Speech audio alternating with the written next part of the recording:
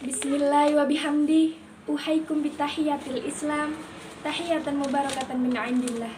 Assalamualaikum warahmatullahi wabarakatuh. Allahumma aslih ummati Muhammadin sallallahu alaihi wasallam wa farij an ummati Muhammadin sallallahu alaihi wasallam warham ummata Muhammadin sallallahu alaihi wasallam wangsyur wahfad wa ayid nahdatal watani fil alamin bihaqqi Muhammadin sallallahu alaihi wasallam. Alhamdulillahi rabbil alamin. Assalatu wassalamu ala asrafil anbiya'i wal mursalin wa ala alihi wa ashabihi ajma'in. Amma ba'd.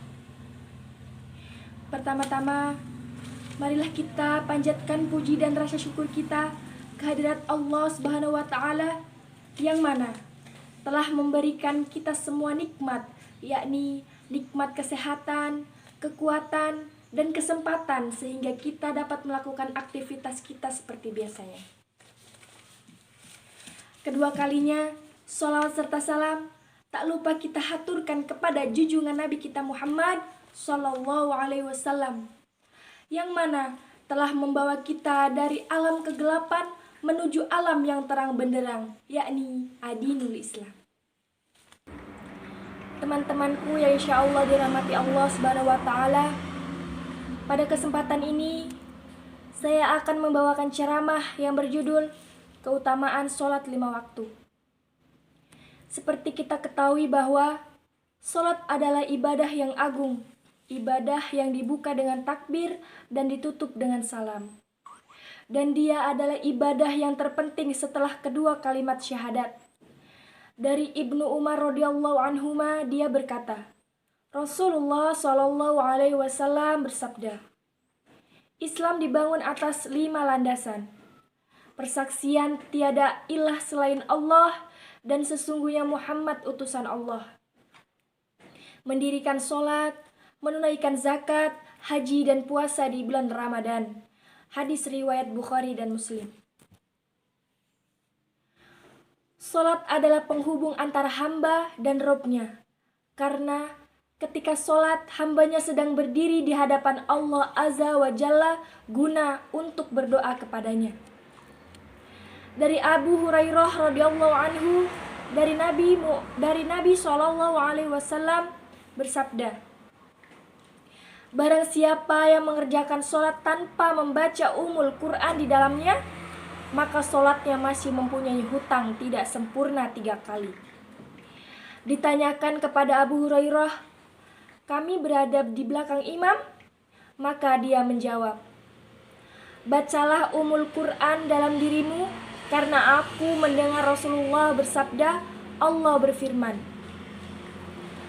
aku membagi sholat antara aku dan hambaku mendapatkan sesuatu yang dia minta. Apabila seorang hamba berkata, segala puji bagi Allah Rabb semesta alam, maka Allah berkata, hambaku memujiku. Apabila hamba tersebut mengucapkan yang maha pengasih lagi maha penyayang, Allah berkata, hambaku memujiku.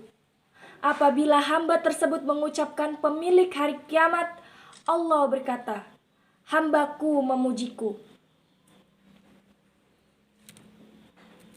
Selanjutnya dia berkata, hanya kepadamulah aku menyembah dan hanya kepadamulah aku memohon pertolongan. Allah berkata, ini adalah antara aku dan hambaku. Dan hambaku mendapatkan sesuatu yang dia minta. Apabila hamba tersebut mengucapkan, berilah kami petunjuk jalan yang lurus, yaitu jalan orang-orang yang beriman atas mereka, bukan jalan orang-orang yang engkau murkai, dan bukan pula jalan orang-orang yang sesat. Allah berkata, ini untuk hambaku, dan hambaku mendapatkan sesuatu yang dia minta. Hadis riwayat Muslim. Teman-temanku yang insya Allah dirahmati Allah Subhanahu wa Ta'ala, tahukah kalian, banyak di antara yang mengaku muslim yang belum sadar dengan sholat. Padahal sholat 5 waktu punya keutamaan yang besar, yaitu Salat adalah sebaik-baik amalan setelah 2 kalimat syahadat. Dari Abdullah bin Mas'ud, ia berkata, "Aku pernah bertanya kepada Rasulullah SAW, amalan apakah yang paling afdol?" Jawab beliau, "Salat pada waktunya." Lalu aku bertanya lagi, "Terus apa?" "Berbakti kepada orang tua." Jawab Nabi SAW. "Lalu apa lagi?" Aku bertanya kembali, "Jihad di jalan Allah." Jawab beliau. Hadis riwayat Bukhari dan Muslim. Yang kedua, salat 5 waktu mencuci doa. Dari Abu Hurairah radhiyallahu anhu, ia berkata bahwa Rasulullah SAW bersabda, "Tahukah kalian, seandainya ada sebuah sungai di dekat pintu salah seorang antara kalian, lalu ia mandi dari air sungai itu setiap hari 5 kali, apakah akan tersisa kotorannya walaupun sedikit?" Para sahabat menjawab, "Tidak, tidak akan tersisa sedikit pun kotorannya." Beliau berkata, "Maka begitulah perumpamaan salat 5 waktu dengan Allah menghapuskan dosa."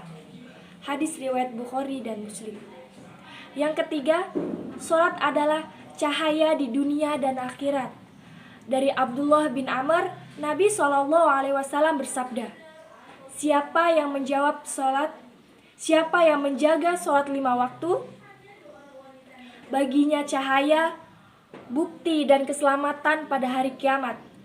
Siapa yang tidak menjaganya, maka ia tidak mendapatkan cahaya, bukti, dan juga tidak mendapatkan keselamatan pada hari kiamat. Ia akan bersama Qarun, Fir'aun, Haman, dan Ubay bin Khalaf. Hadis riwayat Ahmad.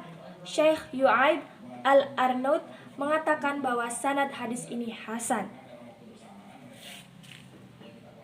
Teman-temanku yang insya Allah dirahmati Allah Subhanahu wa Ta'ala, mendirikan sholat sudah menjadi rutinitas Muslim, karena memang itu salah satu hal yang wajib dari perintah wajib lainnya yang harus ditunaikan.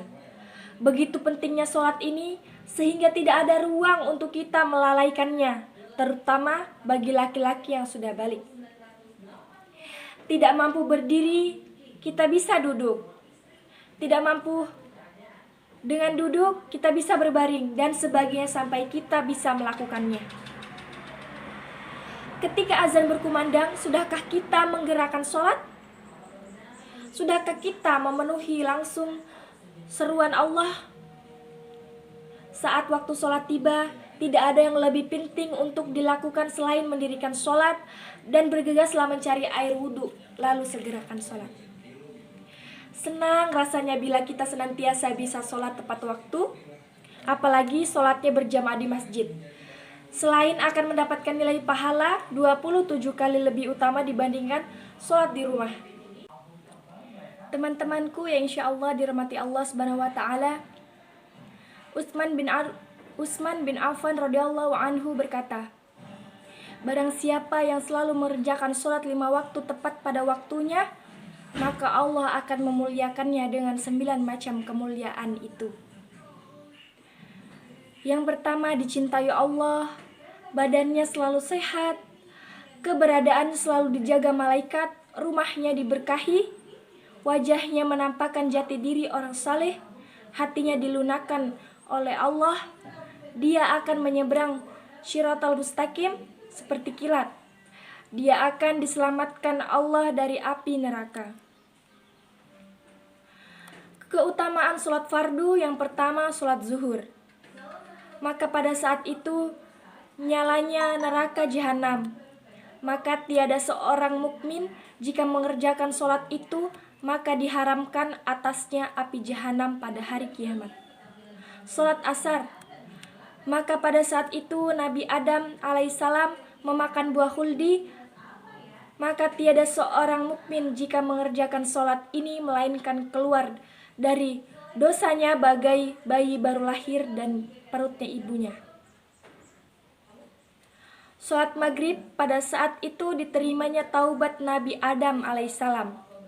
Maka jika seorang mukmin mengerjakan sholat ini dengan ikhlas, kemudian meminta apapun kepada Allah, melainkan pasti diberinya. sholat isya. Kubur itu gelap dan hari kiamat juga gelap. Maka jika seorang mukmin yang berjalan dalam malam gelap untuk mengerjakan sholat isya berjamaah, melainkan diharamkan oleh Allah terkena bara api dan diberi cahaya untuk menyeberangi tilian syirat. Sholat subuh.